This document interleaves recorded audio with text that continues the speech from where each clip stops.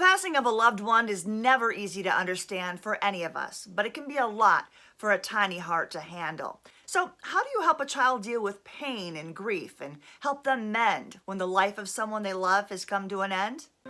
Every other week, we're sharing the latest heart-centered books and shining stars in the Kid Lit community. And joining us to share books that help little ones cope with loss and process their feelings is Kid Lit lover John Masalonis. Welcome. Good morning again, Laura. John, take us inside Everly Cade's poignant children's book, What Do You Do? When his little brother Archie passes away, young Crane goes off on a journey to discover how others learn to cope with loss and honor their loved ones when their lives come to an end.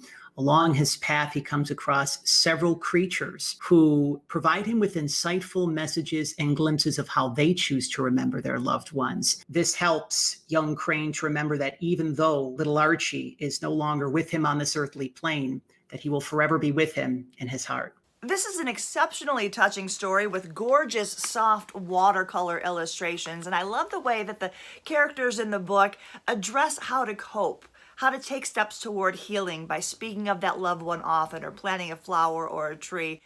I gotta admit, when I was reading it out loud, I got a little misty. My eyes welled up with tears. You will get all the feels when you read this book. I'm gonna give this 5 out of 5 tissues. It opens the heart and soothes the soul. Now talk to us about Taché Mason's powerful story about loss, but I don't want to say goodbye. We're introduced to a little girl whose father has just died.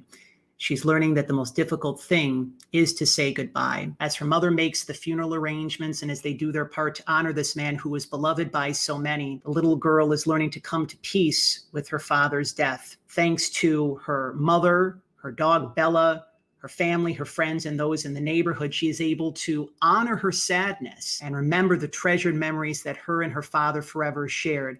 And as you read the book, you will learn the special earth-friendly way in which she's able to reconnect with her father anytime. Truly a special memento. I love the sweet illustrations, and this is a highly relatable story of a child's journey through grief that doesn't hold back. We follow this precious little girl as she loses her father, as the family grieves. We go to the funeral, and every step of the way, we're with her on her journey.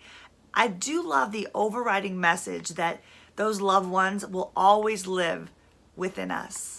This book speaks on so many levels to the heart. And how do children's books like these help little ones make peace and deal with grief and loss? Dealing with grief, Laura, and the emotions associated with it can be challenging for kids as well as for us big kids. Children's books, especially those written about death and loss, provide comfort and reassurance to little ones and to us as adults. When my grandmother passed away 8 years ago, children's books helped me in my own healing. They really provide a gentle affirmation of love, reassurance, and a message that everything's just going to be okay.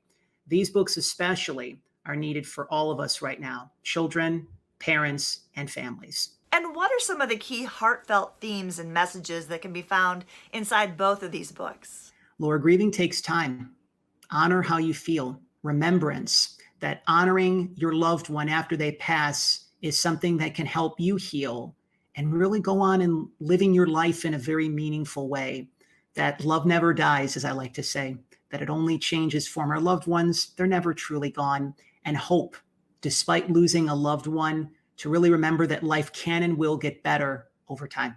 Find your copy of these books at the websites listed on your screen and at Amazon.com. And if you're an educator in the San Diego area looking to book a virtual author visit, connect with these authors at the platforms listed on your screen. And to learn more about Empowered Publicity and John's work on behalf of children's authors and children in San Diego, visit empoweredpublicity.com. John, we thank you so much for sharing these heartwarming children's books and valuable tools to help us cope and heal. Such a special message today, Laura. Thank you for your time.